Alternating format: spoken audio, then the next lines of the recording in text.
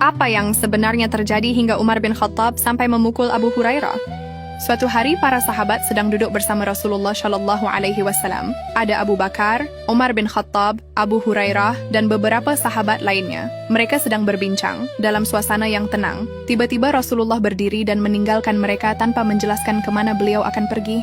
Beliau pergi cukup lama hingga para sahabat mulai merasa khawatir. Abu Hurairah pun merasa ada sesuatu yang tidak biasa. Ia takut jangan-jangan Rasulullah mengalami sesuatu. Akhirnya Abu Hurairah pergi mencari beliau. Pencariannya membawa Abu Hurairah ke sebuah taman milik Bani Najjar.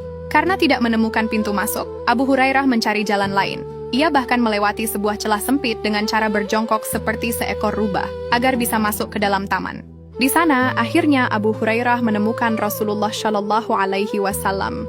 Rasa khawatir yang sejak tadi memenuhi pikirannya mulai berubah menjadi lega setelah melihat beliau dalam keadaan baik. Abu Hurairah kemudian mendekati Rasulullah dan menjelaskan bahwa para sahabat merasa cemas karena beliau pergi cukup lama tanpa diketahui kemana. Ia menceritakan bahwa kepergiannya mencari Rasulullah semata-mata karena khawatir sesuatu telah terjadi kepada beliau. Mendengar penjelasan Abu Hurairah, Rasulullah kemudian memberikan sepasang sandal beliau kepada Abu Hurairah dan memintanya membawa sandal tersebut kepada siapapun yang ditemuinya di luar taman. Bawalah kedua sandal ini. Siapa saja yang engkau temui di luar taman ini, yang bersaksi bahwa tidak ada sesembahan yang berhak disembah selain Allah, dan ia benar-benar meyakininya dari dalam hatinya, maka berilah dia kabar gembira bahwa dia akan masuk surga. Abu Hurairah pun segera menjalankan perintah tersebut. Orang pertama yang ditemuinya adalah Umar bin Khattab. Namun ketika Abu Hurairah menyampaikan kabar tersebut, Umar justru menghentikannya. Umar kemudian memukul dada Abu Hurairah hingga ia terjatuh. Abu Hurairah pun kembali kepada Rasulullah dalam keadaan sedih dan hampir menangis. Rasulullah kemudian menyuruh Abu Hurairah pulang. Setelah itu, beliau memanggil Umar dan bertanya, "Wahai Umar, mengapa engkau memukul Abu Hurairah?" Umar kemudian menjawab dengan penuh adab, tetapi tetap tegas. Wahai Rasulullah, apakah benar engkau mengutus Abu Hurairah untuk menyampaikan bahwa siapa saja yang mengucapkan La ilaha illallah akan masuk surga?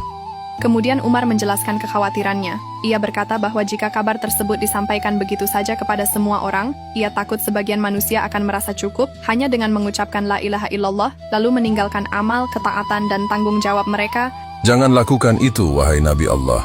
Aku khawatir manusia akan bersandar kepadanya. Biarkan mereka tetap beramal. Mendengar kekhawatiran Umar, Rasulullah kemudian bersabda, "Kalau begitu, biarkan mereka."